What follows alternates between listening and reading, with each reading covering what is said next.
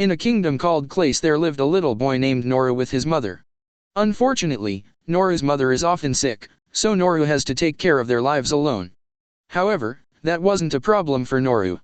In fact, he is happy to be able to help his mother, even though her mother often feels guilty for taking away Noor's childhood, which should be filled with playing, not taking care of sick people. One night, when Noor brought food to her mother, she found her mother dead. Since that night, Noor has lived alone in this world.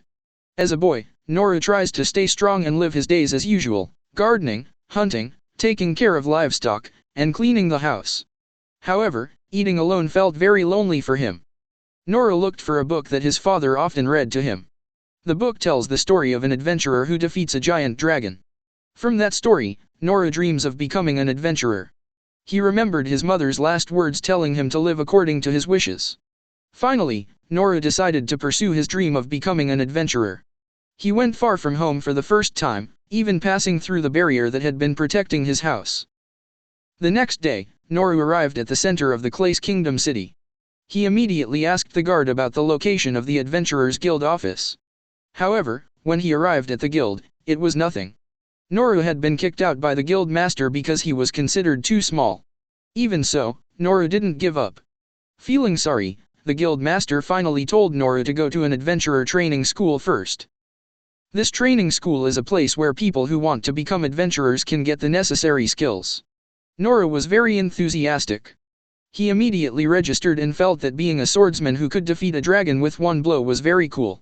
Even though none of his friends are his age, Noor remains enthusiastic. 3 months later, everyone had gotten their respective skills, except Noor.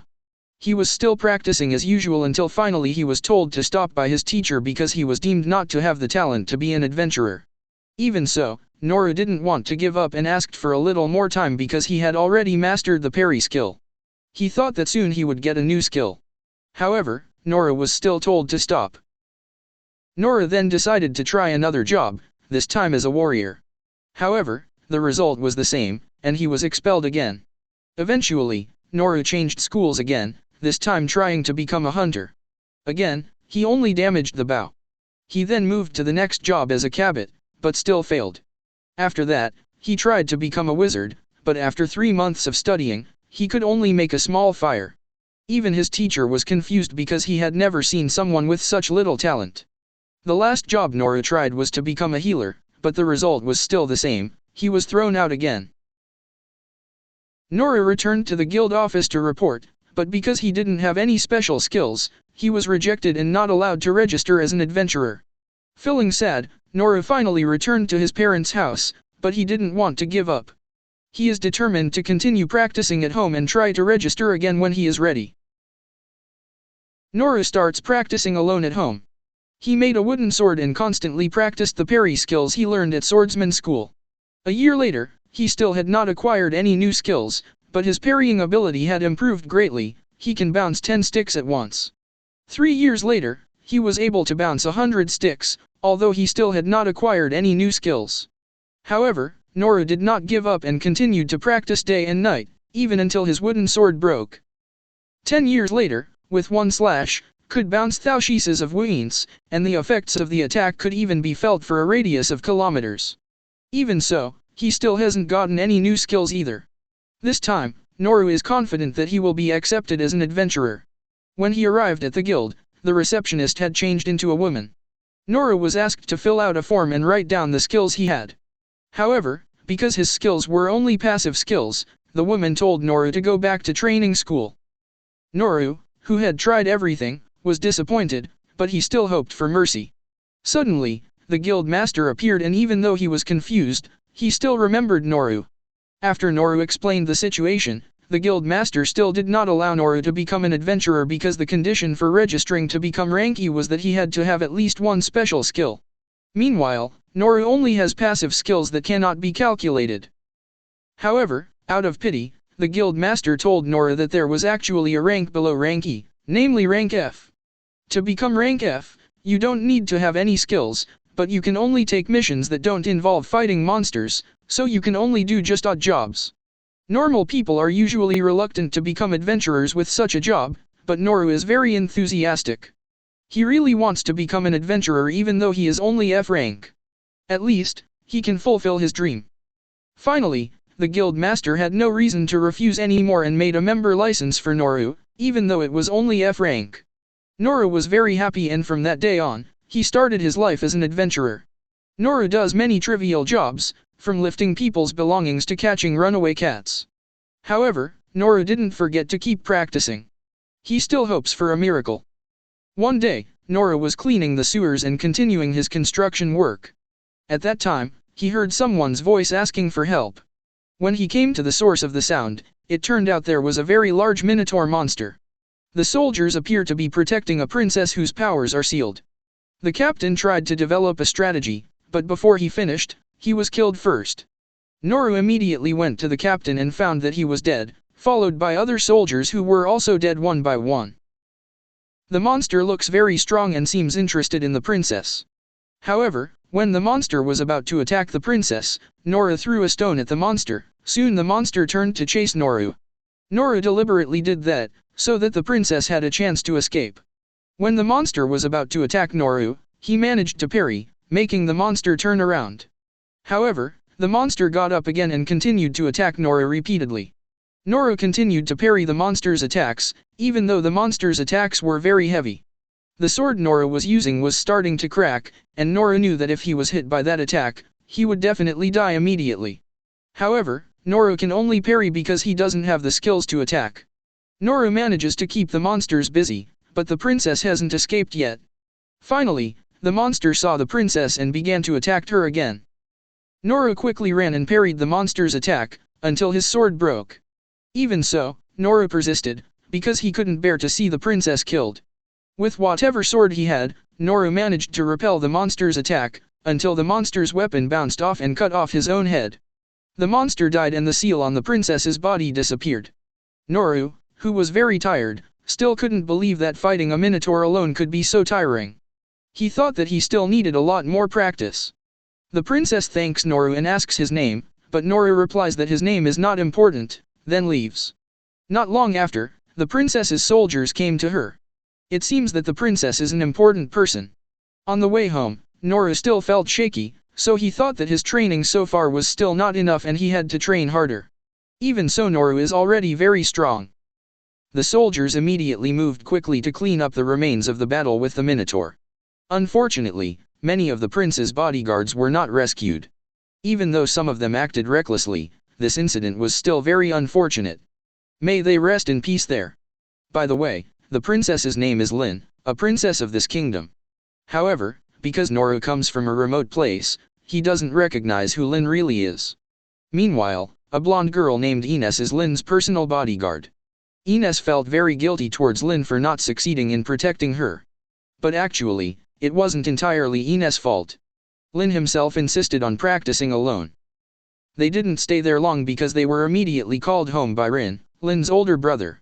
Rin was thinking hard in his room, because according to reports, the Minotaur was supposed to be on the deepest floor of the labyrinth, but suddenly appeared in the middle of the city. It's really strange, plus there are reports that the Minotaur reacted to a ring worn by a traitor who was at the scene. In fact, the Minotaur was a very powerful monster, and it was too luxurious for ordinary people to store the power of such a monster in a ring. This is clearly the work of rich people. After being traced, it turned out that the ring came from the Dirida's empire. Rin was convinced that Dirida's deliberately challenged the Clay Kingdom. According to Rin, Dirida's wanted to go to war with Clay because they wanted to plunder the relics in the labyrinth of this country. After discussing this, Rin's attention shifted to the person who saved Lynne. Who was the person who could defeat the Minotaur with just one attack? Rin found it hard to believe that there was someone that strong, especially since no one knew his name. The next day, Noor shows up at the guild to report on yesterday's mission, but he is surprised to see the guild master making a fuss all by himself. The guild master is very grateful that Noor is still alive. The guild master tells him that there was an A-class monster attack that appeared near Noor during yesterday's mission, and Noor did not report anything after the mission was completed. The master thought Noor was dead. Noor apologizes and explains that he was followed by a group of people dressed strangely, so he went home because he was tired. The guild master also told that someone defeated the monster with just one attack. Noor was amazed to hear the story, even though he did it himself. Noor was grateful because he only met a cow and not the monster squad. The guild master then asked when Noor would look for a more decent job, but Noor was confused because he felt that his current life as an F-rank adventurer was enough. After that, Lynne suddenly appeared. It turned out that Lynne had intervened directly to look for Noor. The guild master was clearly immediately excited to see the princess come to the guild, especially since the one being sought was Noor. Everyone in the guild looked at her. Lynne, who initially wanted to talk to Noor alone, felt uncomfortable and invited Noor to talk outside. Of course, Lynne used a skill to hide their conversation from others. Noor just nodded, even though he was actually confused. After arriving at a deserted place, Lynne thanked Noor for saving him yesterday and offered Noor a reward. Lynne offered anything Noor wanted, be it treasure, territory, or anything else, but Noor refused. He was not interested in all that, and only wanted to be an adventurer. For Noor, just saying thank you was enough. Lynne, as a member of the royal family, felt bad for someone like Noor who refused a large reward. Finally, Lynne invited Noor to meet her father. Although Noor was reluctant at first, Lynne insisted until she cried, so Noor finally agreed. They continued their journey to Lynne's house. Noor, who was a country bumpkin, did not realize that he was in the royal palace. Even after meeting the king, Noor remained oblivious to the fact that Lynne was a princess. After a brief introduction, the king thanks Noor for saving his daughter. Noor politely apologizes for coming in plain clothes, but the king doesn't mind. The king then offers Noor various rewards, from wealth, territory, to royal heirlooms, but Noor refuses them all. Noor just wants to go home and have a good rest. Finally, the king offered the legendary sword Chimera, and Noor agreed to accept it. However, when Noor tried to swing the sword, he felt that the sword was very heavy and valuable. The king lied and said that it was just an ordinary sword that he picked up while walking around. The innocent Noor believed the king's words. The king then asks Noor to train Lynne, but Noor feels that she is just an ordinary person and is not worthy of teaching someone as great as Lynne. Noor refuses by saying that parents should not interfere too much in their children's lives, making Ines upset because he feels that Noor is belittling the king. However, the king laughs because he is happy to meet an honest person like Noor. After his business was finished, Noor took his leave and went home. When Noor saw the sword given by the king, the first thing he thought was that the size of the sword was similar to the gutter he used to clean every day. Noor even planned to use the legendary sword to clean the gutter. Suddenly, Ines came and apologized for being so rude as to call Noor a weirdo. Noor, who didn't mind it, was confused as to why Ines was kneeling. Ines thanked Noor for saving Lynne, explaining that her duty was to protect the royal family from all dangers. Ines also said that she was the vice captain of the main force and had the title of Shield of God since she was little, which made her Lynne's personal bodyguard. Since Noor had saved Lynne, Ines felt indebted to Noor. She offered to help Noor with anything she might need in the future. Noor simply accepted Ines' offer. However, when Ines heard Noor's name, she looked shocked and didn't give an answer when asked why. This made Noor feel strange, but he hoped it wasn't a big deal. Just as Ines left, Noor was stopped again by Gilbert, who from the start was curious about Noor's figure. He then challenged him into a mock battle. What a challenging life for Noor. Noor was confused. Where else are you taking me, he thought. Even though at first, Noor wanted to go straight home because he was really tired but to take care of this again. When he arrived, it turned out that Gil had taken Noor to the sparring room. Are you serious? Do you want to fight me? Noor asked in a doubtful tone. Gilbert just smiled and asked Noor not to cry if he lost. At first, Noor wasn't too interested, but he became curious. It had been a long time since he trained with someone else, so he wanted to test how strong he was. Who knows, he might get a special skill in this training. During the preparation for the fight, Noor was actually very nervous. Meanwhile, the audience was surprised because Gilbert, who was famous and considered the strongest, dared to challenge Noor. Gil attacked first with a very fast movement, but Noor was able to avoid it casually. Noor only avoided it because he was studying Gilbert's movements. Even though his movements were fast, for Noor, for some reason he saw Gilbert moving in slow motion. Noor felt that Gilbert was holding back because he felt sorry for him. Noor immediately asked for a timeout. Gil thought Noor would give up, but instead Noor told Gilbert not to hold back. Gilbert, who felt challenged, tried to increase his speed. However, Noor was still able to dodge easily, even though Gil's attacks were faster than before. Gilbert started to get annoyed because none of his attacks were hitting, but Noor was still impressed with Gilbert. Even so, Noor felt that Gilbert was still holding back his strength, so he asked Gilbert to be more serious. Gilbert was immediately angry when he heard that. This has been serious all along, Gil thought. Because he was annoyed, Gil finally used his ultimate move. Thick smoke emerged from Gil's attack, but Noor disappeared. Apparently, Noor managed to avoid the attack. Seeing Gilbert's strength, Noor immediately admitted his defeat. Noor thought, if Gilbert, who was just playing around, had that much strength, what if he was serious? He could kill me, Noor thought. Gilbert, on the other hand, thought that Noor had deliberately admitted defeat to make fun of him. Moreover, Noor said that he would wait for their next meeting. The people watching were excited because this was the first time someone had been able to avoid Gilbert's dragon strike skill. They reasoned that Noor didn't die because Gilbert was only using a practice spear. If it was a real spear, Noor would have died. Yeah, whatever, Noor thought. Gilbert was still troubled because his mind state was really affected. Since he was little, Gilbert was considered a genius. He had dueled all the strong people in the village and the capital, and the more he practiced, the stronger Gilbert felt. Until now, no one had been able to defeat Gilbert. In fact, Gilbert was bored because he felt he had no purpose anymore. Finally, Gil decided to become a royal soldier. Who knows, he might meet a strong person there. Over time, Gilbert continued to hunt monsters and strong people, really looking for someone who could make him excited again. One day, when Gilbert was relaxing, his teacher approached him. His teacher reprimanded Gilbert for being too relaxed in his life. Gilbert became like that because he felt that no one could compete with him. However, his teacher said that later there would definitely be someone stronger than him.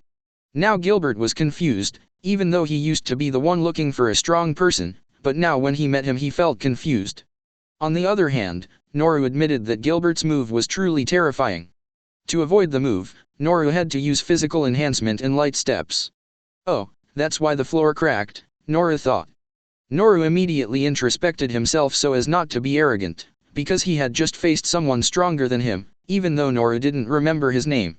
Damn Noor, you don't realize how great you are. Noor instead intended to train even harder. The next morning, Noor was excited and started working. He used the king's sword to clean the gutter. Luckily, no one from the kingdom saw him, or else he would have died. Thanks to the sword, Noor's work was finished quickly. In the afternoon, Noor was unemployed and didn't know what to do. The construction work was again off because his shop was closed. Because he has a new sword, Noor wants to look for another job. He wanted to be a rower, but needed a boat. Want to sell pizza, but need oven. Or maybe you can build a grill restaurant, but you need to find a place and some firepower. Oh my, the king's sword has become so despicable in Noor's hands, he thought. Suddenly, Lynne appears. Noor is confused. Why is Lynne here and how does he know where Noor is? It turns out, Lynne asked Master Gil where Noor usually hangs out. Lynne immediately said his purpose, which was to ask permission to be Noor's servant. Well, isn't it the other way around, thought Noor. It turns out, the servant Lynne meant was like being his subordinate. In return, Lynne asked to be taught his knowledge by Noor. Obviously Noor immediately refused. Lynne kept begging to be made a disciple. For her, just being by Noor's side was enough. But Noor still refused. Lynne finally offered a large reward, even she said could treat her however he wanted. But Noor still refused. Lynne cried. She felt she didn't deserve to be made a disciple by Noor, so she showed how great she was by showing off all the skills she had. Actually, for a princess, Lynne was really strong. But, because of that, Noor saw that Lynne didn't need to be taught anymore. Noor himself couldn't even use any skills. But Lynne was still insist. Finally, Noor showed the only tiny fire magic skill he had, which was once mocked by the instructor. Lynne was shocked to see Noor's tiny fire magic. After that Lynne finally went home. On the way, she remembered the legendary tale that had been told at her magic school before. The tale told of a young man who, despite having no talent, managed to complete 6 training schools in a short time. Even the strong kingdom's army couldn't stand to go to school there. What was even more surprising was that despite studying at 6 schools, the young man still had no special skills. Why does his story sound like someone? Lynne thought. Children used to think that fairy tales were just fiction to keep them motivated to go to school. Even Lynne didn't believe it at first, until Lynne finally met the person. Yes, who else if not Noor? Lynne remembered that she used to study with Mr. Oaken, a professor at a magic school. Oaken showed his tiny fire magic that could grow bigger, but its size was still small because in reality tiny fire magic can only be made small. Even Lynne could only make fire that small. But the reason Lynne was so shocked when she saw Noor's fire magic earlier was because Noor's tiny fire was so big. It was so crazy, right? Even the tiny fire magic of Oaken, a 200-year-old professor, was no match to Noor's tiny fire. Noor, whose intention was only to show that he could only use tiny fire magic, was misunderstood by Lynne. She thought Noor was showing off his strength. Lynne, who had previously shown off her strength, became embarrassed and felt weak. No wonder I was rejected, Lynne thought. But Lynne didn't give up. Because in the future, Lynne will lead this country with her older brother, so if she doesn't get stronger, Lynne is afraid that she will only be a burden to her brother. So, she followed Noor again. In no wasting time, Lynne immediately said that she was aware of his arrogance and childishness. Lynne also immediately addressed Noor as sensei. Noor was confused. What on earth happened with her? So it's getting more complicated, thought Noor. In the palace, Lynne was still puzzled by her father's recent decision. How could he give away the legendary sword so randomly? After all, that sword had been acquired during his adventurous days when he was still a king. It was a relic, a precious item crafted from an unknown material, far stronger than even mithril or orichalcum. People had once tried to destroy it, but all attempts failed. The value of this sword was immense. Yet, Lynne's father casually handed it over to Noor. Lynne couldn't fathom what was going through her father's mind. Meanwhile, Noor and Lynne were in the city, enjoying themselves. Noor planned to grab a meal and then head to the guild to find a mission. Lynne was thrilled, even though Noor's missions tended to be quite mundane. Lynne hoped for something grand and exciting, but Noor had other plans. Noor worried that Lynne might not want to team up with him anymore. He felt like he was burdening Lynne, especially since Lynne was eager for challenging missions. Noor had asked the guild master for a joint mission, hoping to impress Lynne. And they got one, defeating goblins in the nearby forest. Goblins were perfect practice opponents for adventurers, but Noor sensed Lynne's excitement. As they entered the forest, the dense trees and mist overwhelmed Noor. Lynne explained that goblins loved nuts and occasionally attacked humans for food. Noor's insecurity grew. He felt inadequate compared to Lynne's intelligence. Strangely, there were no monsters around.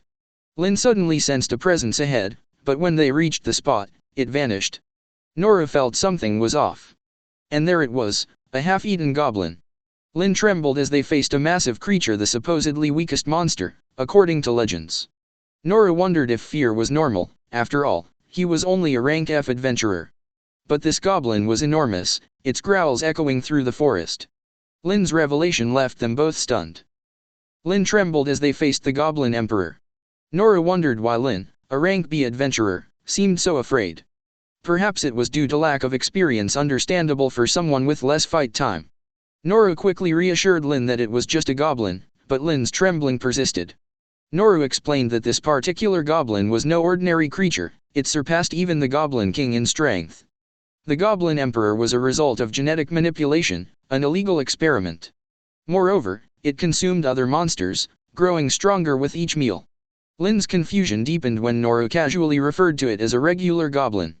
Lynne's mind raced. Maybe Noor, being a seasoned adventurer, found the Goblin Emperor easy to handle. Lynne felt exasperated. Misunderstandings seemed to plague them. But then, something shifted. Lynne's anxiety transformed into determination. Facing the charging goblin head-on, Noor deftly parried its attacks.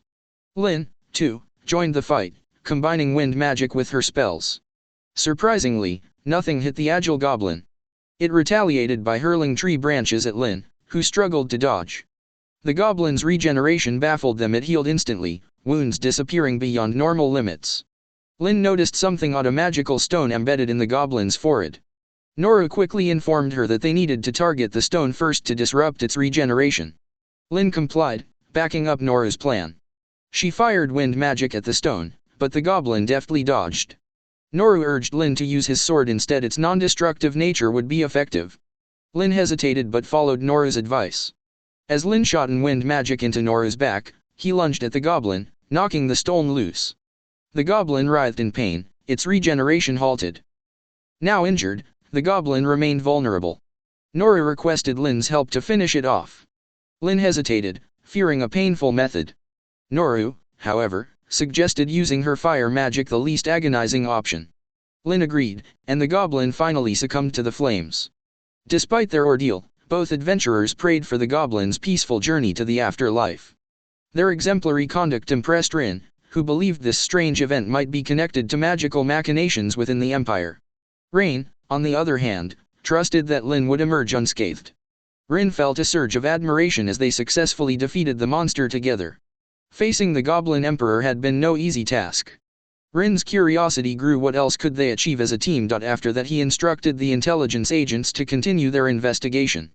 Guildmaster, proud of his once inexperienced protege, couldn't believe that Lynne had actually bested a goblin. The Goblin Emperor, it turned out, was far more formidable. Lynne generously attributed the victory to Lynne, but Lynne humbly redirected the credit back to Lynne. Despite this exchange, the experience was invaluable for Noor. It also revealed a surprising weakness. The goblin's vulnerability lay in the stone embedded in its forehead. Guildmaster, puzzled by this revelation, wondered why the goblin's stone was in an unconventional location. Typically, goblins had stones in their hearts or throats. Noor, ever curious, simply accepted the information. Lynne, on the other hand, dutifully followed Noor's assessment that this was just an ordinary goblin. But it wasn't. It was the Goblin Emperor. In the aftermath, Master requested the right ear of the defeated goblin as proof for claiming the reward. Everyone stood dumbfounded. How had they forgotten this step? Lynne, catching Noor's contagious behavior, muttered, "How foolish." Meanwhile, the goblin dead body had already turned to ash. Lynne, it seemed, had caught Noor's penchant for forgetfulness. Lynne, it's been incredibly stressful lately because of reading reports from his people. They reported hearing strange noises, and their livestock has been restless. This must be the work of a monster. Lynne quickly realized that this was likely another sabotage, similar to the goblin incident with the Emperor yesterday. Lynne immediately ordered all his subordinates to prepare for a possible attack. Right now, Lynne is extremely frustrated and can't believe that the kingdom of Derridas could be so ruthless. Derridas had only wanted the labyrinth, but now it seems they intend to destroy the country. Meanwhile in the city, things seemed calm. Guildmaster showed mercy and still provided a reward for the mission. Although the payment for eliminating the goblins was minimal, Master decided to give the remaining amount to them because the mission was complete. Noor is curious about how long Lynne will be stick with him. Just as Lynne was about to leave, her brother Lynne suddenly arrived. Instructed them to go to a city in the mountains the next morning. Lynne didn't provide many details. He also said that he would cover all travel expenses and would pay Noor for this mission. He had also prepared a horse-drawn carriage that could be used and be escorted. Noor assumed this was just a simple delivery mission, so he was okay with it. The next morning, Noor was thrilled to ride in the carriage, especially since he had never experienced such luxury before. The view was stunning, and he enjoyed every moment.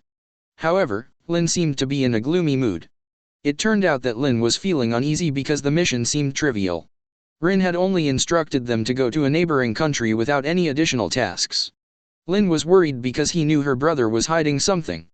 Despite this, Ines advised Lynne to stay calm, as she was there to support him. It turns out that Ines was actually given a secret mission by Lynne. She was informed that the capital city would face a major crisis in the future. She is tasked with protecting Lynne in the neighboring country. Lynne must not return home, and Lynne is still unaware of this issue. Ines feels uneasy because, as a royal soldier, she should be helping to protect the capital. However, Lynne does not trust anyone other than Ines and Noor to guard Lynne. Noor and the others eventually stopped to rest. Ines apologized to Noor for the trouble and explained that Noor's safety was her responsibility. Noor, however, felt that he didn't really need someone else to protect him, especially since he was confident in his own escape skills. Ines reassured Noor that he didn't need to worry about escaping because she had a protective shield. She demonstrated her magic shield, which, although thin, it was incredibly strong and indestructible. This reminded Noor of the spear-wielding opponent he had fought recently, whose name was Gilbert. Noor recalled that Gilbert was incredibly powerful, even capable of defeating a dragon on his own. Noor felt a sense of pride, knowing that he was acquainted with many strong individuals and had talents like Ines's. When talking about Ines's abilities, it turns out that when she was young, she accidentally discovered her talent. Her friends were curious about her abilities, but when they tried to touch her, they got injured. This incident left Ines deeply traumatized. Even though her friends were healed, Ines became afraid to show her talent again.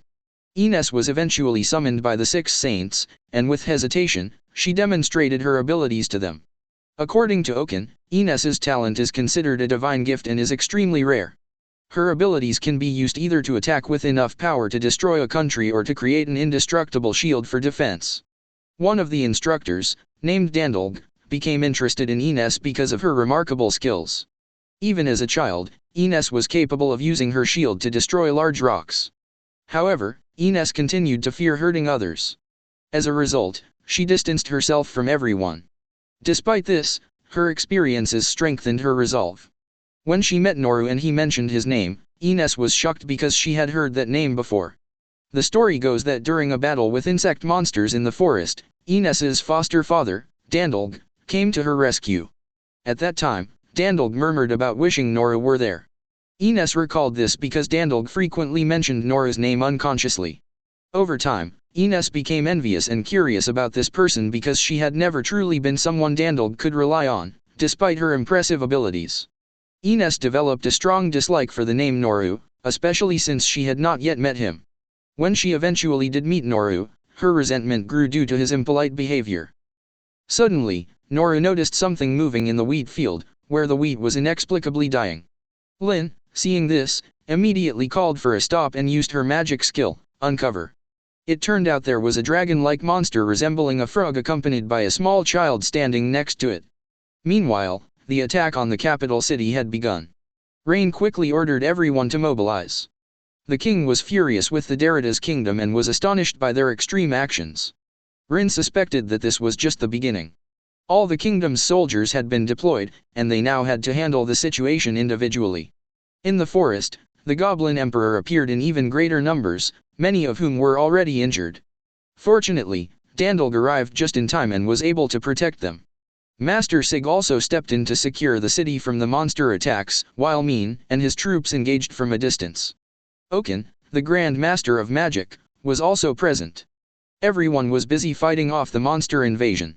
Seeing the chaotic situation, Rin grew worried about his sister. Meanwhile, at Lynne's location, it turned out that the child was actually controlling the frog-like monster but ended up being attacked by it. Without hesitation, Noor rushed to help the child. Using his parry skill, Noor fought against the monster. Ines commented that the child's presence there was no coincidence. She knew that the child was the one who had summoned the monster. Additionally, the monster was named the Black Death Dragon, indicating that the child was of the demon folk race. The demon folk race closely resembles humans in appearance, but they possess a unique skill that allows them to communicate with monsters. 200 years ago, they controlled ferocious monsters and nearly destroyed nations. Because of this, the demon folk were hunted to near extinction. However, Rin suspects that some demons might have survived and are now harboring deep grudges against humans. It is now clear that the child Noor helped is a demon, as the dragon's natural habitat is in the swamps and it wouldn't have appeared here by chance. It's likely that the child intended to bring the dragon to the capital. Ines was baffled by Noor's decision to help an enemy like this and considered it incredibly reckless.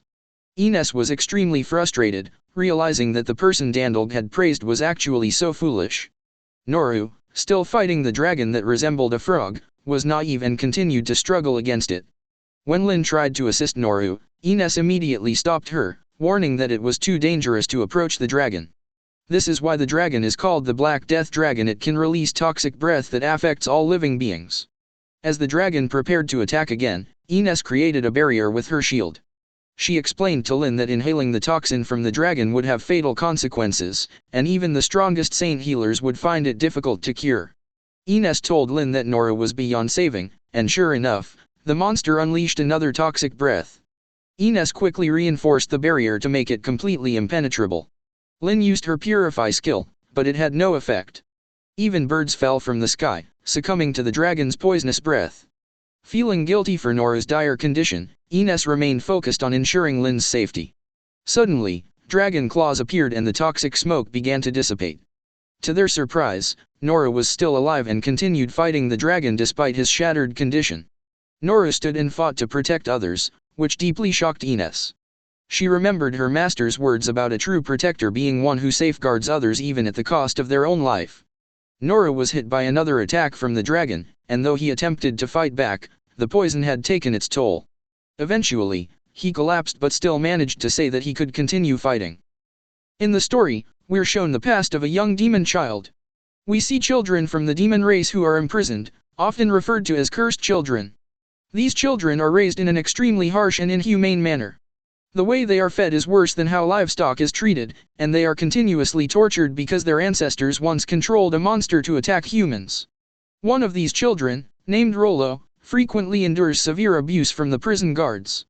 It's heartbreaking to witness because, despite being of the demon race, these children are innocent and unaware of their situation. Rollo, in particular, is often put on display before the public to be mocked and ridiculed. Over time, Rollo develops the ability to read the hearts and minds of those around him. When people realize that Rollo has this power, they treat him even more cruelly. However, despite all the mistreatment, Rollo harbors no resentment or anger towards them. Rollo only desired peace.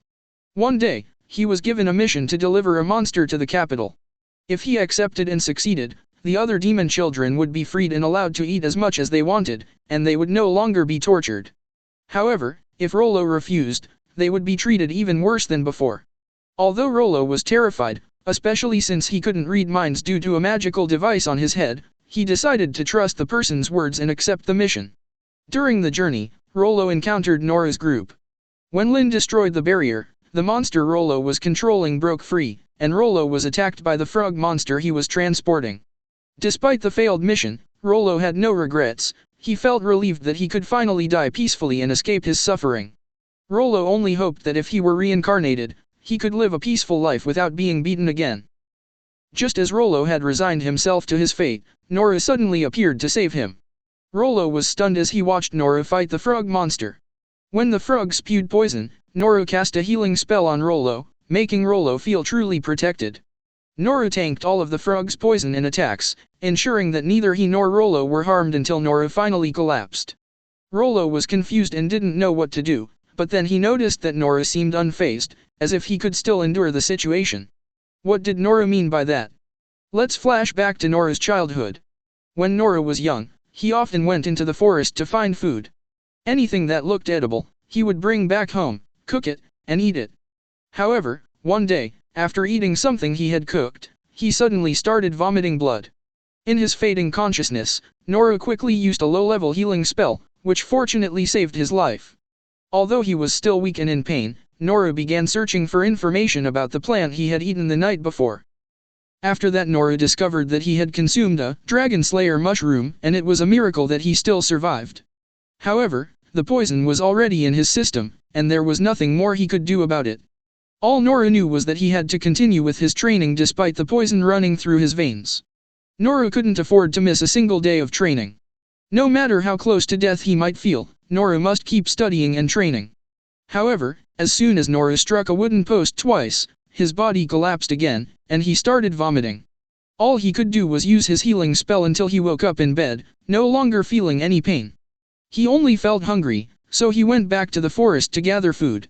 Now, Noor knew he had to be careful and not just pick random plants.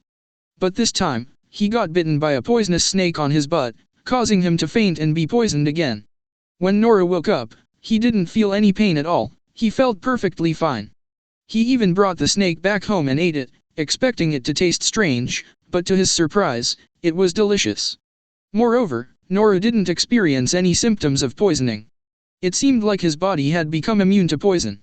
So, the next day, Noor decided to test this theory by intentionally getting bitten by the same snake. Sure enough, the poison didn't spread or affect him at all. Noor became energized, thinking, maybe I can acquire a new skill. Since then, he began deliberately eating poisonous animals and plants. Even though he sometimes vomited a bit of blood, it didn't seem to affect him much. However, despite his efforts, Noor still hadn't gained any new skills. It felt like Noor was being tested and challenged. Back to the fight, Noor felt healthy. His body had started to adapt to the frog's poison. He thought, this poisonous frog must taste really good if I eat it. Curious and eager to try its flavor, Noor decided to give it a go. Someone then remarked, wait, Why are you getting careless, Noor? Meanwhile, the frog began to rage again, launching all its attacks, but Noor blocked them flawlessly. Rollo was amazed as he watched Noor eventually deflect the frog's attack, even managing to bite its tongue in the process. Enraged, the frog prepared to unleash its ultimate poison, but before it could spray at Noor, it was struck down first. The frog exploded in its mouth and was defeated. The crowd watching was stunned. Noor really pulled off something incredible. Noor then checked to make sure Rollo was okay. Struggling to speak, Rollo tried to explain that Noor had misunderstood. Rollo confessed that he was the one who brought the monster there, and their goal was to reach the city. Upon hearing this, Noor thought the frog was meant to be sold in the city as food, assuming it was some kind of valuable livestock that Rollo was protecting with illusion magic to prevent it from being stolen. Feeling guilty for killing the frog, Noor quickly apologized to Rollo and even offered to compensate him. Rollo, at a loss for what to do, found himself confused by Noor's behavior. Noor then became curious about how Rollo had managed to control the frog.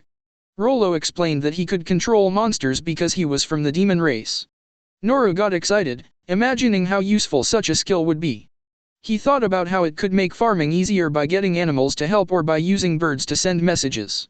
Rollo was surprised. This was the first time he had met someone as kind as Noor, or rather, someone as naive. Shortly after, Lynne and Ines caught up with Noor. Lynne immediately wanted to heal Noor, but he assured them he was perfectly fine, no injuries or poison effects at all. Lynne and Ines were astonished at how Noor had resisted such a deadly poison. Lynne started to suspect that Noor had reached a high level of strength, thinking his rigorous training had blessed him with a Holy Spirit's protection. This made Lynne respect Noor even more since, in Lynne's experience, reaching that level typically required 40 years of training, yet Noor had achieved it at such a young age. Noor then asked Lynne to check on Rollo. Lynne, who had been skeptical at first, noticed up close that Rollo was clearly a demon child. Noor even suggested that they bring Rollo along in their carriage. Ines was immediately opposed, questioning why they would help a demon, who should be an enemy. Noor, however, felt bad for Rollo because he had disrupted Rollo's mission to deliver the monster. Lynne and Ines were baffled by Noor's reasoning, finding it hard to believe someone could be so dense. Curious about who had ordered Rollo to deliver the monster, they questioned him further, but Rollo didn't know. He explained that he had been blindfolded when he was sent, so he didn't even know the way back. Upon further investigation, they realized Rollo was telling the truth and even bore a mark indicating he was a slave. In the Kingdom of Clay, slavery was illegal, but it was still common in other countries. Noor then requested that they take Rollo to the nearest town. Lynne was torn because, despite the prejudices against the demon race, Rollo seemed harmless, just an ordinary, innocent child. Lynne asked Ines for permission to bring Rollo along with them, but Ines was still reluctant, arguing that Rollo was still a demon. Furthermore, their current situation was tricky. Mitras, the holy city they were heading to, strictly prohibited the entry of demons. Leaving Rollo behind, however, would surely cause him even more trouble. As Lynne was deep in thought, suddenly, a voice called out. A strange man, fully armed, appeared out of nowhere. Confused, they wondered how he had survived the poison and what he wanted, as he began rambling about the dead plague frog. The man muttered about things that were not as expected. Noor asked if he was the one who told Rollo to bring the frog monster. But the man said that he was just a messenger. He also asked if Noor killed the frog monster. Noor apologized if he was the one who killed the monster. The man also wondered why Noor even apologized to him. He only had business with Rollo. Noor, who heard that, suddenly attacked by the man. Lucky he managed to fend off the mysterious man's attack. The man again asked Noor not to stop him from bringing Rollo because he could get a lot of money from a demon folk. He attacked Noor again, saying that he should not stop him from bringing the child. However, the man's attack was able to be repelled by Noor. Lynne, who saw that, was confused because the man suddenly attacked Noor. The fight continued with the man's launch continuous attacks, but Noor was still able to fend him off. Feeling annoyed, the man began to get serious about attacking Noor. The next attack was able to make Noor bounce back, even though he managed to repel it. Noor was surprised by the power of the attack from a small knife that the man used. On the other hand, the knife used to attack Noor was destroyed, which made the man also feel surprised by that. The attack continued even faster. The man tried to defeat Noor. Noor, who could only fend off the attack, began to think that if he continued to be attacked he would be in danger later. He also could not focus because he had to protect Luro. The man's attack intensified against Noor, whose aura can even be felt around them, which makes people around them unable to get close. Ines again took out his shield to protect Lynne. Ines also thought that he knew the figure of the man, who was none other than Deadman Sadu, who was a former S-rank adventurer. Here we are shown a flashback where there was a meeting between the 6 sovereign discussing the unsolved case. The masters also suggested to avoid Sadu because it was so dangerous. Gilbert, who was curious about who this Deadman Sadu was then explained by Oaken further. Oaken also explained that Sadu is a very talented person. Even at a young age he was able to master dwarf alchemy, which is ancient art, and earned the nickname of Dragon Slayer. His reputation spread to all corners of the country. But that's why he started accepting jobs, including taking lives. On the other hand, he also contributed a lot to the guild because he was able to complete disaster category missions alone. Sadu accepted all the missions that given for money, one of which is destroying a country, including taking the lives of the country's royal family. So far no one has ever been able to defeat Sadu, so the guild announced to the public that he was dead, so as not to cause panic. Continuing to the battle between Noor and Sadu, it turns out that Sadu's precious knife was destroyed by the defensive strength of Noor's sword. However, his knife was made of a material greater than mithril. Sadu then released his mainstay technique, the Silver Cross, which can kill in an instant. Noor was also hurt by the attack because he had to protect Luro. Ines, who saw that, started to help Noor. Both of them faced Sadu, who continued to attack. Noor also had idea to face Sadu's attack. By throwing the claws from the frog monster he faced before, he was able to make Sadu's silver cross start to slowly disintegrate. But suddenly from the opposite direction Sadu started to enter the defense made by Ines and attack her. But luckily Noor quickly repelled the attack. Again Sadu was surprised to see Noor, who successfully repelled it and made his weapon destroyed. Feeling curious, he attacked Noor again with a surprise attack. Noor also said that it was useless because he could repel his attack. Because his weapon started, Sadu was destroyed and started to stop his attack. Sadu also explained that there will be a festival that will be held in the city. The curious Ines asked more, but Sadu only explained that the festival that will happen will be very lively. Before leaving, Sadu also said that Noor was the strangest person he ever fought. He gave another surprise attack, but Noor was still able to repel it. He said if Luro was lucky, Noor protected him. After that he disappeared in black smoke. Feeling curious about the festival that Sadu said, they decided to go back to the capital city, but Luro said that a big black dragon monster was on his way there. Lynne rushed to tell them to go back to the capital city. Lynne also said that he already knew his brother's plan. On the way, Lynne started to worry about the threat of a black dragon that would attack the city. Meanwhile, in the capital city, Rin's guards told him that all the citizens had been evacuated out of the city. Even the Sovereign Six had also prepared to face the attack that would happen. Rin wonder where the next attack will come from. The guard says that there are no visible signs of monsters from the sky. Rin, who is curious, suddenly sees something moving in the clouds. He also takes out the uncover skill to the sky. Suddenly a large black dragon appears. Rin, who saw the size of the dragon, immediately knew that the black dragon was called the Dragon of Calamity. The scene begins showing little Noor reading a book about a dragon slayer who killed dragons and gained wealth for the country attacked by the dragon. Little Noor was very interested in becoming a dragon hunter. His father also said that it was not that easy to defeat a dragon. Back to in the present, Noor and his friends are on their way to the capital. He feels something which turns out to be a calamity dragon. The dragon that entered the capital began to attack, which panicked the people who were fleeing. Rin immediately ordered the soldiers to evacuate the remaining residents. On the other hand, the masters were busy with the undead and monster beasts who started attacking simultaneously. In the palace, the king ordered Gilbert to continue protecting the residents and said he had other things to do. Outside the city, Lynne felt desperate imagining the dragon's attack. Even his father, who was a king, would not be able to fight a dragon that big. Meanwhile, Noor looked relaxed and asked if Lynne's father and brother were in the city. Noor said that if he had the idea to immediately help them. Lynne, who felt confused, followed the instructions given by Noor. On the other hand, the king began to prepare to face the dragon himself. He also began to remember memories of when little Lynne was playing with him. In his heart, the king asked sorry if he can't be a good king for his people, but there is one thing he can do for his people. When things got serious, Ines started making cylinders from the skill shield she had. He also told Noor to stand in front of the cylinder he made. Lynne then cast several spells that would be used to throw Noor so he could quickly get to the city.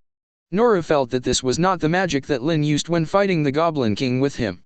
Before he had time to ask further, Noor was blown away by Lynne's wind blast magic. The king, who was facing the black dragon, began to prepare to receive its attack. Lynne, who saw the dragon, trembled imagining the attack that the dragon would release.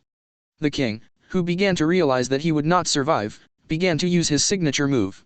This move has tremendous power, but the owner's life will be lost. A fight was inevitable when the black dragon and the king started to attack each other. Noor suddenly appeared and hit the black dragon. Everyone was shocked to see that. The black dragon who received the attack earlier was quite shocked. He thought who had knocked him down earlier. He also felt that he didn't accept it because dragons have the principle that the strong will rule the weak.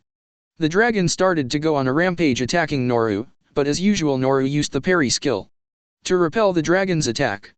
Here we are shown the moment before Noor hits the black dragon, where it turns out that Lynne's wind blast magic is able to make Noor run very fast through the city wall and immediately finds the black dragon who is facing the king. Noor feels that he will collide with the black dragon soon.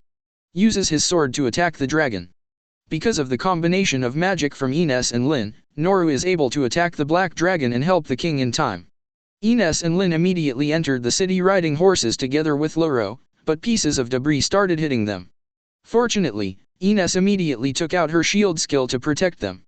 They were immediately greeted by King Ogre's group. Lynne, who realized this, thought that the King Ogre has a relatively small body when compared to the King Ogre he once fought. However, his strength cannot be underestimated. He also remembers that when fighting with Noor, he should not panic and face it calmly. Because compared to Noor, who faced a black dragon, the Goblin Emperor was still nothing. Ines was shocked to hear this. The goblin started to attack, but at that time Rollo ordered the goblin to stop and not move. Seeing this, Lynne immediately cast ice magic which froze the goblin, followed by Ines entering combat mode by changing her shield into a sword and slashing the goblin. Lynne was amazed by Ines' strength. He also thinks that Rollo also has extraordinary powers as a demon folk. The fight continued between Noor and the black dragon, where Noor managed to parry the black dragon who wanted to step on him. The dragon couldn't stop thinking about the parry attack, which could slowly injure him. On the other hand, Noor was amazed again by the sword he used, because after using it in order to survive the dragon's attacks, the sword did not suffer the slightest scratch. The black dragon, who was starting to get desperate, began to use his signature move which he was sure no one would be able to block, but unexpectedly Noor was still able to block it and direct the attack at above the sky. Loro felt that the dragon was very angry because Noor didn't think he was serious about facing him. The dragon also thought that the strong one here was not himself but Noor. Noor's next attack managed to break part of the black dragon's body. The black dragon that was before was very angry suddenly became calmer after being defeated by Noor. Noor suddenly remembered his father's words in the past, where a dragon slayer was able to bring wealth from the results of battles and was nicknamed the Dragon Slayer. Noor, who felt tired of the battle, was immediately approached by Lynne. The city was saved thanks to Noor. Noor, approached by his gang who looked worried, remained calm. Despite their concern, Noor was a strong person and hadn't been scratched by the dragon. He simply said, "Thank you" to Loro, mistakenly believing that Loro was the one who had tamed the dragon and saved him earlier. Loro, however, was confused and mentioned that he hadn't done anything. Noor was concerned that Loro might be hiding his powers, as he didn't want to scare the others or Ines.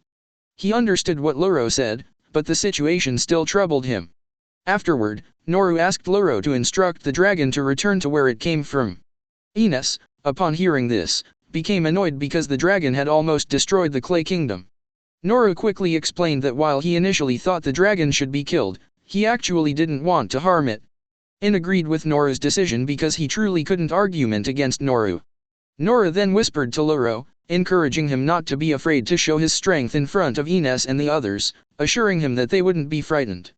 Loro nodded and finished communicating with the dragon, informing Noor that the dragon would obey its master's wishes. Noor asked Loro to help by telling the dragon to return to its nest and to avoid harming humans from now on. After speaking with the dragon, Loro informed Noor that it would indeed leave according to its master's wishes. However, Noor was shocked.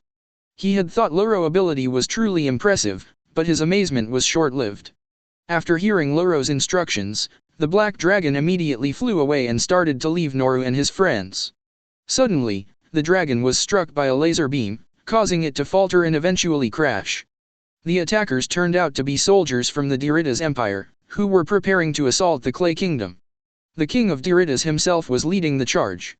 As the dragon fell, King Diridas ordered his commanders to prepare for the attack on the Clay Kingdom.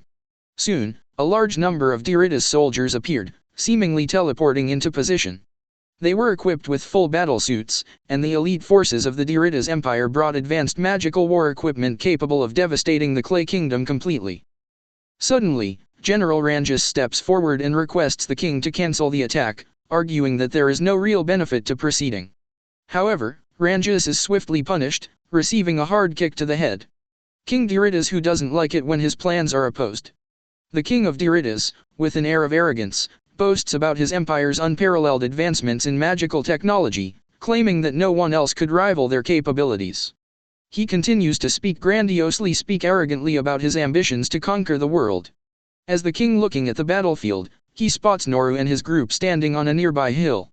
Seizing the opportunity, the king orders his commander to attack them using laser guns, the same powerful weapons previously used against the disaster dragon. Meanwhile, Noor and his team are on the hill, observing the fallen dragon. They are startled when they learn that Dirida's Empire troops are preparing to launch an attack. Ines, recognizing the impending danger from the laser guns, instructs her allies to retreat as she prepares to block the attack with a magical shield. When Ines was attacked, she was momentarily stunned. Fortunately, Noor intervened just in time, successfully parrying the laser shot. The king of Diridas was bewildered. How could the laser weapon have missed? The commander, seeking an explanation, suggested there might have been a mistake. The king ordered the commander to prepare for another attack. Meanwhile, on the hill, Noor and his group were trying to make sense of the situation. They were informed that the Diridas Empire was mobilizing tens of thousands of troops. Ines then revealed that their goal was to destroy the Clay Kingdom, which left Noor in shock. Initially, they planned to retreat and report the situation to Rain. However, before they could leave, Diridas launched another wave of attacks with smaller, yet numerous, laser blasts. Ines managed to hold off the attacks with her shield. Noor then proposed a plan to divert attention. He suggested that while the others escaped, he would draw the enemy's focus. He remembered an old childhood memory of poking a wasp's nest and being chased by the angry wasps. Noor had always been confident in his speed, believing he could escape from the Diridas troops, whom he now likened to a swarm of wasps. He instructed his companions to act on his plan. The others, without hesitation, agreed to follow Noor's lead. As Noor prepared to execute his plan, he noticed the laser weapon was about to fire again. He rushed to use his skill to block the attack.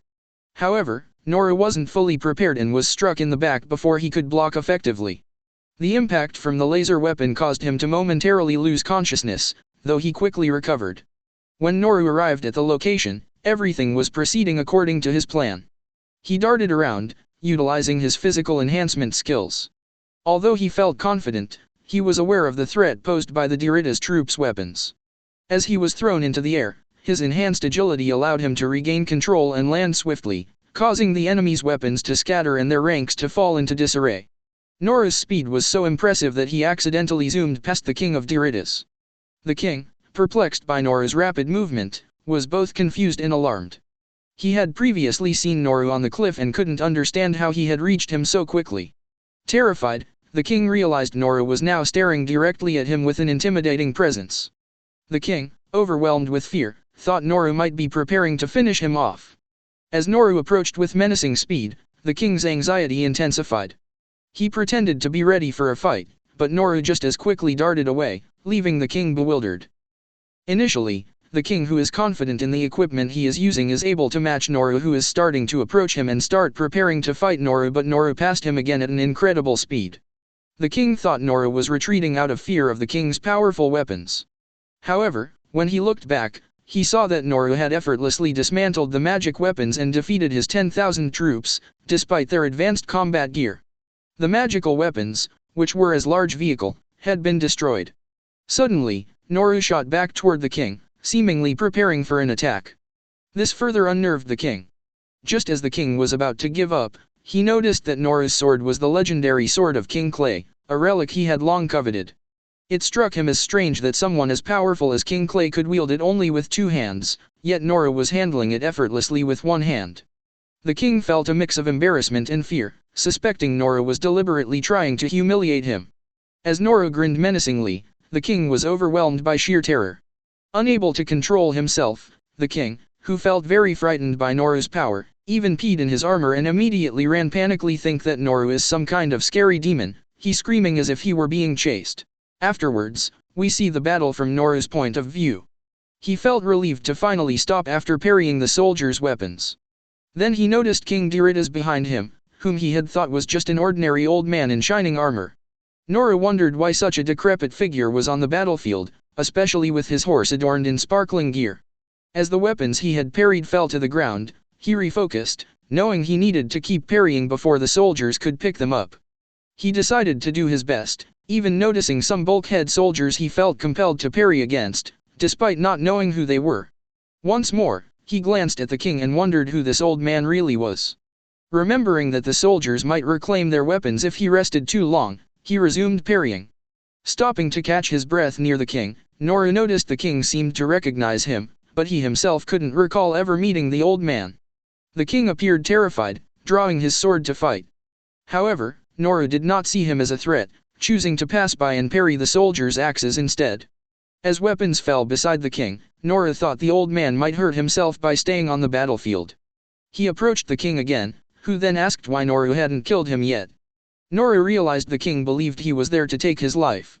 Understanding the old man's fear, given that he was still holding a sword, he laid down his weapon and tried to assure him he meant no harm. Though he attempted to speak, he was too out of breath to communicate effectively. He smiled at the king to convey his safety, but the king misinterpreted the gesture and fled on his horse. Noor then began to feel the after effects of his rapid movements and coughed up blood. Surrounded by the soldiers of Noor, he reflected on his recklessness, realizing he couldn't heal from this exhaustion with his limited spells. As the soldiers closed in on him, he feared this might be the end and hoped Lynne and the others could escape safely. Afterwards, the soldiers of Matra on the battlefield are struck by a long-range attack, and Noor recognizes that this skill belongs to Gilbert. Using his Dragrave skill, Gilbert clears the soldiers around Noor, who is glad to see him, though he still can't remember his name correctly. Gilbert is astonished by the destruction Noor has caused, and Sig arrives, apologizing for being late. Noor recognizes him, but Sig doesn't remember Noor. Still, he thanks Noor for holding the fort and assures him they will take care of the rest. Gilbert and Sig head into battle, taking out any soldiers they encounter. Noor reflects on the power of the swordsman he always aspired to be. Meanwhile, Sen is shocked at Sig's erratic killing spree, despite having warned him not to go overboard. Oaken thinks it's excessive to ask for so much when facing so many enemies. Sen explains that they can't gain information from corpses, the living are far more cooperative for interrogation, making it easy to bring back limbs for repeated torture.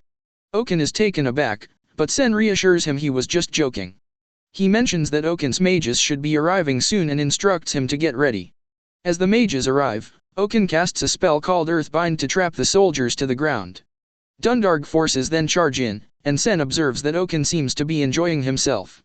Oaken expresses his love for a good battle and decides to give the final touches by trapping the soldiers inside a large stone cage. Sen thinks it's his turn to act now. He plans to save the survivors and help them turn over a new leaf. Meanwhile, Noor is surprised to see all the instructors who once taught him and is glad to reunite with them. Some instructors recognize Noor, and later, after Lynne heals him, he thanks her. She tells him to rest a bit longer, but he insists he's fine, mentioning he's actually hungry. Sig then announces that a commanding officer confessed during Sen interrogation, revealing that Dirida's has no more troops. They threw everything they had at them, but their emperor seems to have escaped. Oaken is surprised that the decrepit emperor joined the battle and thinks it was a foolish move for someone claiming to be a wise ruler. He wonders if the old man is losing his marbles, and Noor realizes they're talking about the man in shining armor. Oaken is surprised Noor knows him, and Noor explains that he met the old man not long ago. He was wearing shining armor, and even his horse was similarly adorned, making them hard to miss. Oaken deduces that he must have been using orichalcum, a high-grade equipment that supports a wide array of skills. It makes sense for him to escape quickly if his horse had that armor. Sig adds that they won't be able to pursue him if he crosses the border, noting there's a fortress and a bridge spanning the ravine. Oaken thinks they have no hope of catching up using normal means but suggests it might be possible if they could fly. Noor states that this might be feasible, shocking everyone. He clarifies that it would only work if the creature is still alive. They head to the place where the dragon fell, and both Oaken and Sen are thrilled to see such a magnificent creature up close. Sen notes that this is the first time he's been tasked with healing something so large. He begins to heal the dragon, managing to restore its body, but it takes longer to heal its internal injuries. While working, he tells Noor that he has grown quite a bit. Oaken is surprised to hear this and realizes that this is Noor. Noor mentions that it's been a long time since he last saw them both, and he is genuinely shocked that Oaken is still alive. Oaken finds this remark rude and declares he plans to live for another 100 years. Noor thinks he must be joking, but Oaken is serious. Noor asks if Rollo is sure about healing the dragon, and Rollo expresses his lack of confidence, which worries Oaken. Noor reassures them that everything will be fine, and soon the dragon awakens. He prompts Rollo to communicate with it, but when the dragon roars, Noor realizes it's angry. Rollo is surprised that Noor can interpret the dragon's mood, but Noor explains that growing up in the mountains taught him how to pick up on such feelings. Rollo conveys that the dragon wants revenge and looks to Noor for orders. Oaken is astonished by Rollo's control, but before Rollo can clarify that the dragon sees Noor as its master, the dragon roars again, demanding to leave. Noor tells everyone to get ready for a ride, and Lynne and Innes step forward, explaining that Rollo needs to accompany them since he can communicate with the dragon and they will guard him. Lynne asks if Noor will join them despite his fear of heights. He decides he can't back down and agrees to go. Lynne is thrilled, stating it would be like having the strength of 100 men. Sen also wants to join, feeling responsible for looking after his patient until the end. Karu, another instructor, wants to come along as well, explaining they need a concealment skill for such a large ride. Oaken wishes to accompany them, but Sen instructs him to supervise the stone cage instead. King Clay and his son arrive, and Lynne is relieved to see them safe. They express their gladness to see her unharmed, and Innes asks Rain to punish her for disobeying his orders. Rain dismisses this, admitting he was at fault for giving such an idiotic command. He decides to ride the dragon as well, since they'll need a negotiator. They all mount the dragon, and the king entrusts Rain with decision-making, hoping Noor will protect his kids. Noor agrees, and the king apologizes for frequently asking for help. Rollo tells the dragon to fly, and it takes off. Dundarg and Sig watch the dragon ascend. Dundarg asks Sig if he's okay with not speaking to Noor after finally finding him. Sig replies that Noor never needed them in his life and believes the idea of raising him was ludicrous. Dundarg agrees, noting that Noor is a hero straight out of legends. Sig recalls seeing the army's weapons flying from afar, feeling ashamed of his laziness for thinking he could train others instead of improving himself. Dundarg comments that Sig seems quite happy despite his shame, and Sig notes it's normal considering Noor's spectacular display. Meanwhile, Noor and the others search for King Diridas but can't find him. They wonder if he has already crossed the border when they spot a bridge ahead. Karu explains that the land beyond the bridge is controlled by the Empire and advises against recklessly charging in. He leaves the final decision to Rain, but before Rain can respond, Lynne notices something moving quickly on the bridge. It's the king. Karu realizes that King Diridas is nearing the capital's defenses, and they won't make it back if they enter Empire territory. He warns that while they are concealed now, the magic will lose effectiveness once they're detected. Rain understands but insists they can't let the Emperor escape, knowing that Matra has powerful magical tools. If they let him go, he'll reinforce his military power, and Rain refuses to give King Diridas that chance. Innes then asks Rain and Lynne for permission to wipe out the area. Lynne suspects Innes is angry about what happened to the capital and agrees it would be wise to eliminate the fort's defenses while they have the opportunity. Rain permits this, and Innes uses her divine sword to attack the fort, obliterating it in mere seconds with Karu's help, ensuring their escape route is secure. Rain expresses his satisfaction and tells Lynne that their future actions will determine the course of the war. He insists they will pursue the Emperor until he reaches the capital and asks if she is ready. Lynne is undeterred, confident that everyone possesses extraordinary power, especially with Noor by their side, believing he must be planning something grand. However, we see that Noor, overwhelmed by fear of heights, Noor has passed out. The Emperor returns to the capital, visibly furious and dirty after his defeat. As he enters the throne room, his ministers express shock at his appearance. Blaming his soldiers for their incompetence, he vents his anger until one minister spots the Dragon of Calamity approaching. The Emperor is baffled by the dragon's survival, suspecting it might have been resurrected, possibly by the diabolical healer, Sen. He demands to know the whereabouts of the beast tamer, Lud, but learns he has left for Saranza. Accusing Lud of betrayal, the emperor roughs up the minister, who reminds him it was the emperor who ordered Lud to be treated with leniency. Randuz, another minister, tries to calm the situation but is met with hostility. The emperor orders the activation of a powerful weapon, Kara Unos, despite warnings about its incomplete status and the catastrophic collateral damage it might cause. Ignoring the protests, he insists it only takes one shot to eliminate the dragon and instructs them to implement mana tracing on the gun barrel. They fire the weapon, but Noor parries the beam, causing it to redirect and rain destruction upon the city. As chaos unfolds, the emperor's frustration mounts, and the ministers scramble to escape, leaving their duties behind. Meanwhile, Karu struggles to locate the emperor, realizing the building concealing him must be constructed from mana metal, complicating their efforts. Lynne calls out to Noor, waking him up just in time to notice a beam heading towards them. With no time to avoid it, he parries the attack but falls off the dragon. Using his sword to brace for impact, he crashes into the castle walls. Meanwhile, in the throne room, Randuz is about to kill the emperor. He reminds the emperor that he was the one who told him to find a solution. The emperor insists this is treason, but Randuz argues it's the only way to survive. The emperor begs for someone to save him, but Randuz replies that no one is left to help. Just as he prepares to decapitate the emperor, Noor falls from above.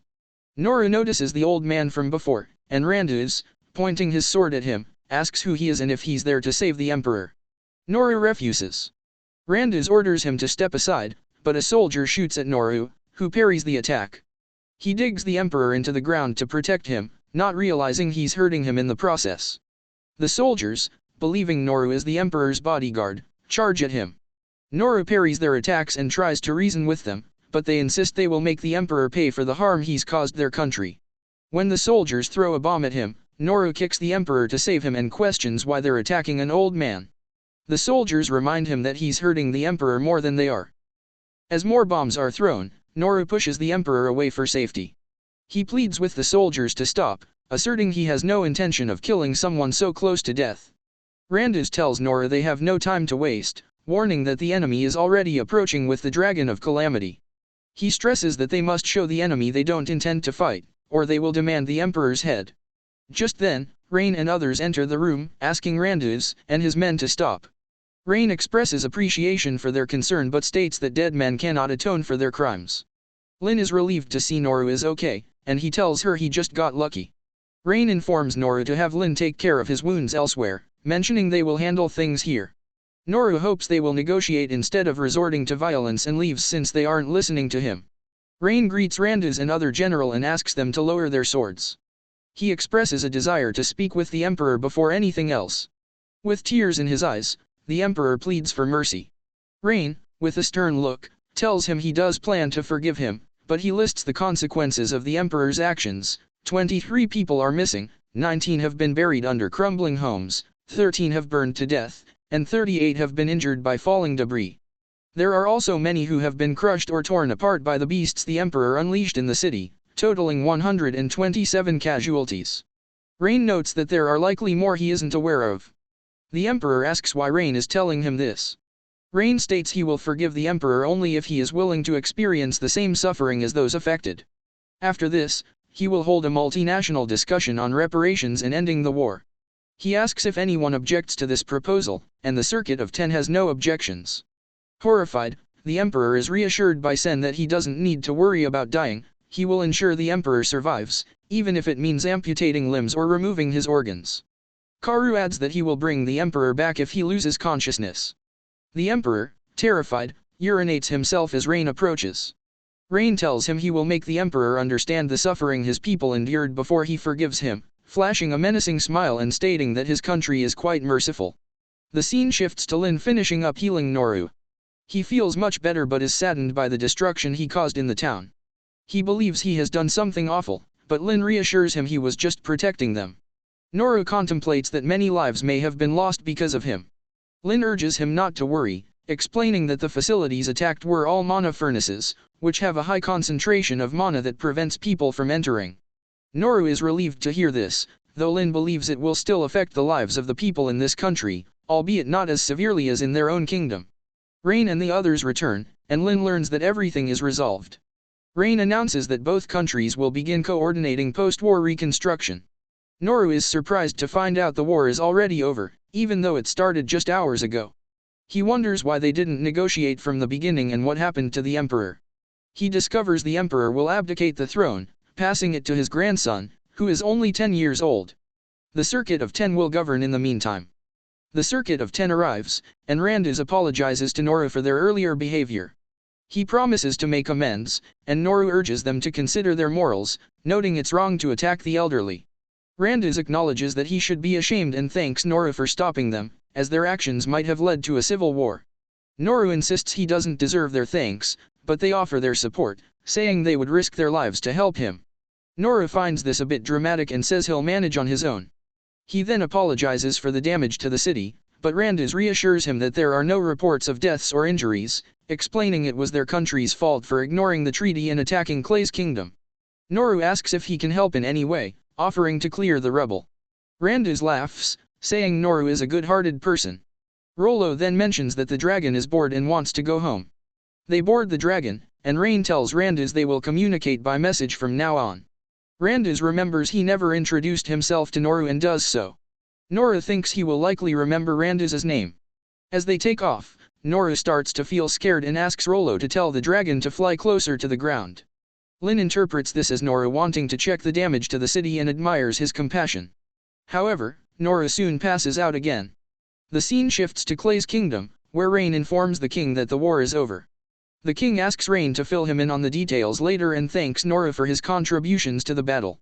Rain believes Noor deserves a reward, but Noor insists he wants nothing. Everyone is surprised, and the king argues that refusing a reward sets a bad example. Looking at Rollo, Noor realizes there is something he wants after all. Noor asks the king to help Rollo, explaining that the child has no one to care for him. The king recognizes Rollo as one of the demon folk and asks Noor what he wants. Noor requests that Rollo be allowed to live in the capital and have a normal life, just like other citizens. While Noor considered taking care of Rollo himself, he believes it would be better for Rollo to be looked after by a wealthy family. The king informs Noor that for this to happen, Rollo will need to become a citizen of the kingdom and wonders if that's what Noor truly wants. Noor explains that Rollo has saved him countless times, and the only reason the dragon listened to him was because of Rollo. Rollo tries to downplay his role, but Noor insists he shouldn't be humble. He emphasizes that the war wouldn't have ended so quickly without Rollo and expresses his desire for the boy to be happy. The king hesitates, as the holy theocracy of Mra regards demon folk as enemies, and accepting one into their kingdom could strain relations. Noor insists this is the only request he has and suggests the king should use his resources for reconstruction efforts instead, as many have lost their homes. The king agrees and decides to grant Noor's request. Later, Rollo has a nightmare about being killed by the black dragon of death and suddenly wakes up. He then goes to dinner with Ines, who informs him he will be living with her for the time being. She urges him to eat, noticing he hasn't touched his food. Surprised by the abundance, Rollo hesitantly takes a bite of the bread, marveling at how soft and tasty it is. He cries as he eats, then quickly devours the rest of the meal while Ines reminds him to slow down, assuring him that no one will take it away. The scene cuts to Noor back in the capital of the Clay Kingdom, where he notices widespread destruction. He hopes the people he knows are safe and sees that the guild building has somehow survived. Spotting the fallen sign, he cleans it up and reflects on how long it's been since he last examined the signboard. This prompts him to remember his dream of becoming an adventurer, despite not acquiring a single skill after training for 3 months at various schools. The guild master had told him that he couldn't register as an adventurer under those circumstances. Noor is surprised to recall that it has been 15 years since he last saw his instructors. The narrative then shifts back 15 years, showing a young Noor at the swordsmanship training school. He approaches Sig, asking to train. Sig asks if he has a permit from the guild, and Noor shows it to him. Sig then inquires if Noor is ready for the tough training, to which Noor confidently replies that he is. During the first day, Noor feels exhausted, leading Sig to believe he won't last more than 3 days. However, after 10 days, Noor continues to keep up with the training, impressing Sig. Sig then introduces a parrying exercise, but the other students struggle against a large, moving boulder. In contrast, Noor stands firm and successfully parries it, though he breaks a bone in the process and drops his sword. Sig instructs him never to drop his weapon, even if injured, explaining that the enemy won't wait for him. Despite his injuries, Noor picks up his sword, ready for another round. Sig is astonished by the determination in Noor's eyes, considering the boy might have a promising future. One day, Noor confronts Sig, asking when he will learn a skill. Sig responds that he can't predict that but agrees to demonstrate one of his sword techniques. Sig effortlessly cuts several leaves at once, leaving Noor amazed. He couldn't even follow most of it. Sig finds this understandable, as it's a swift foot technique that makes his slashes difficult to track. Noor remarks on how impressive it is that Sig maintained the same rhythm throughout. Noor recalls Sig's incredible moves, expressing that they were out of this world. Sig, astonished that Noor managed to follow all of it, believes the boy has significant potential. With proper guidance, he could even surpass him. 2 months pass, but Noor hasn't learned any skills besides parrying. Sig thinks that Noor only needs to master one useful skill, but this doesn't happen. After 3 months of training, Sig tells Noor to stop. Noor pleads for more time, but Sig insists it's useless, further effort would only be a waste. He realizes that Noor might lack the talent for swordsmanship and reluctantly advises him to choose another path, suggesting he might find his talent elsewhere. Sig believes the boy is destined for something different. We see Noor at the warrior school, where Dandel asks if he's sure about joining the training regimen. Noor affirms he is, as Sig had suggested he try elsewhere. Dandel recalls hearing about Sig mentoring a kid but doesn't expect much from Noor, who is small enough to be blown away by a breeze. Noor insists he wants to be an adventurer, no matter what. Dandel explains that the role of a warrior is to be a shield for their allies. Understanding this, Noor begins training under Dandel. After 2 months, Noor braces for impact against falling boulders with the other students, taking the full force with their bodies. Dandel is impressed that Noor has made it this far. However, a large boulder accidentally falls on the training students. While everyone else retreats, Noor remains braced for impact. Dandel destroys the boulder just in time, impressed by Noor's guts. He believes he could raise Noor to become an invincible shield if he can acquire a skill. 3 more months pass, but Noor still hasn't learned anything besides a slight improvement in his physical abilities. Dandel advises him to try elsewhere, warning that he could lose his life if he continues. He believes such a hard-working kid deserves a place where his efforts can bear fruit. Afterward, Noor goes to the archery school and asks a trainer named May to teach him. She can tell at a glance that he will be trouble and gives him the impossible task of hitting a distant stick with a stone, hoping to reject him. To her surprise, Noor hits the stick on his first try. May asks him to do it again, and when he succeeds once more, she has no choice but to accept him. We then see him practicing by throwing stones, asking her when he will be able to use a bow. May knows that training Noor will be trouble, but she still hands him a bow, instructing him to shoot after getting a good grip. However, the bow cannot withstand Noor's Herculean strength and breaks as soon as he draws it. May realizes this is what she feared, and no matter how many bows Noor tries, they all shatter. Eventually, they run out of training bows, and May reluctantly gives him her own, thinking it won't break. To her surprise, Noor breaks this one too. She then tells him to stick to throwing stones from now on. 2 months pass with Noor doing nothing but throwing stones. May asks where he learned this skill, and he explains that he is self-taught, as this is how he hunts birds, particularly the colorful thunderflash bird. May is surprised, noting that even seasoned hunters struggle to catch it with a bow. Realizing there's no point in Noor staying at the school, she kicks him out after his term ends, believing he is capable enough to survive without further training. Next, Noor goes to the thief school, where Karu starts training him in stealth. Karu notices that Noor isn't bad at sneaking, but he still can't get the drop on him. One day, Karu sets up an exercise where everyone must navigate a trap-filled hallway and open a treasure chest. While others carefully detect traps, Noor charges straight through, countering any traps he encounters along the way. Impressed, Karu admits this isn't the point of the exercise but acknowledges Noor's stamina and tenacity. He offers to invite Noor to join the kingdom's intelligence agency if he ever gives up on becoming an adventurer. Noor then goes to the magic school, but after 2 months of training under Oken, he still hasn't learned a single spell. Oken explains that Noor lacks any mana flowing through his body and mentions that the only way to enhance his mana is to enter the mana resonance room. Noor asks for a chance to try, and Oken agrees, warning him to leave if things get too intense. A few days later, Oken checks on Noor, worried for his safety since he hasn't come out. He thinks that the room amplifies all human senses drastically, and staying inside too long could be dangerous. To his surprise, he finds Noor relaxed inside, who informs him that he is fine and asks to be left alone, claiming he is close to a breakthrough. Another month passes, and Noor unenthusiastically shows Oaken that he has finally learned the spell Tiny Flame after all that effort. Oaken thinks it's impressive that Noor, who is seemingly incapable of using magic, has learned to cast 2 tiny flames at once. So surprised by this feat that he feels like even the animators have given up on capturing his reaction, he reflects that it took him 50 years to master dual casting. He can hardly believe Noor has achieved this in just 3 months. However, Noor feels that none of this will help him become an adventurer. Oaken suggests that this isn't the right place for him and laments the potential Noor could have had as a renowned mage if he had a bit more mana. Afterward, Noor goes to the priest school, where S asks if he underwent the rite of blessing as a child.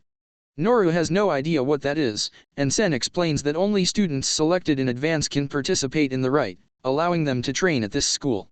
Sen tells Noor to leave, but Noor refuses, insisting he will stay until Sen decides to train him. Sen departs, telling him to do as he wishes.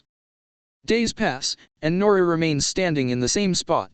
Sen wonders if Noor plans to stand there forever. Even after several more days, Noor stays put, and eventually, he falls from weakness. Sen catches him and, while healing him, agrees to let him train under him, though he warns there's no guarantee Noor will learn a skill. Noor is indifferent to this and trains for 3 months, mastering only the low heal spell. S tells him this skill won't be enough for him to become an adventurer. Disappointed, Noor leaves the school, but Sen reminds him that low heal only works on minor injuries. He notes it's impressive that Noor can use it without a natural blessing. As Noor departs, Sen reflects that Noor might wield the power of miracles without limits since he used healing magic without undergoing the rite or using a holy spirit as an intermediary. A few days later, Sen discovers that Noor has disappeared. The 6 sovereigns hold a meeting to discuss this. Sen regrets not stopping Noor while he had the chance. Mei suggests they leave him be, arguing he has the skills to fend for himself. However, Sen insists they can't ignore him. Noor might grow up to be extraordinary if they invest in nurturing his gifts. Everyone agrees, and Sig declares he will search for Noor immediately. Dandel advises against haste, and after discussing the details, the 6 sovereigns set off to find him. The story then returns to the present, where Noor hands the guild sign to the guild master. The guild master is relieved to see him safe and notes that Noor was supposed to be heading to Myra. Noor explains he turned back after hearing about the situation in the capital. The guild master notices that Noor's clothes are dirty, and Noor mentions he had a rough day, having to move around a lot. The guild master thinks this is a disaster, but reassures him that everyone else is in the same boat. The guild master informs Noor that the construction guild boss has been looking for him. They need his help to haul rubble and build temporary houses. Noor already knows this and states that it's why he came. We see him cleaning up the mess in town, reflecting on what a crazy day it has been. It all started with a leisurely trip to Matra, where he met Rollo and fought the toad. He was sent flying by Lynne's magic multiple times, and many things happened in between. Feeling hungry, he realizes he needs food and rest soon but knows he can't stop working just yet. Meanwhile, the king and Rain acknowledge that their challenges aren't over and that the days ahead will be difficult. However, they are reassured that there are people their nation can depend on. The 6 sovereigns are also helping with the rebuilding efforts, and the king expresses confidence that they will be fine as long as they have each other. Back to Noor, who is hauling rubble again, he notices Lynne distributing food. She thanks him for his help the other day, and he wonders if she is handing out provisions. She confirms this and expresses her gratitude for his assistance with the restoration. Just then, Noor's stomach growls, prompting Lynne to give him some bread. He thanks her, and she leaves to distribute the rest of the food. As Noor eats the bread, he thinks about getting back to work. He looks at his sword, admiring its quality but lamenting that it hasn't seen much action in his hands. Despite everything he has been through, he still wants to be an adventurer. His boss then tells him to work elsewhere, as this area is almost clean. Noticing a building about to fall on his boss, Noor quickly parries it, leaving the boss confused. Noor thinks to himself that this is where the real work starts and sets off to clean up more rubble. Thank you for watching my recap. Please like, share, and subscribe for more anime updates.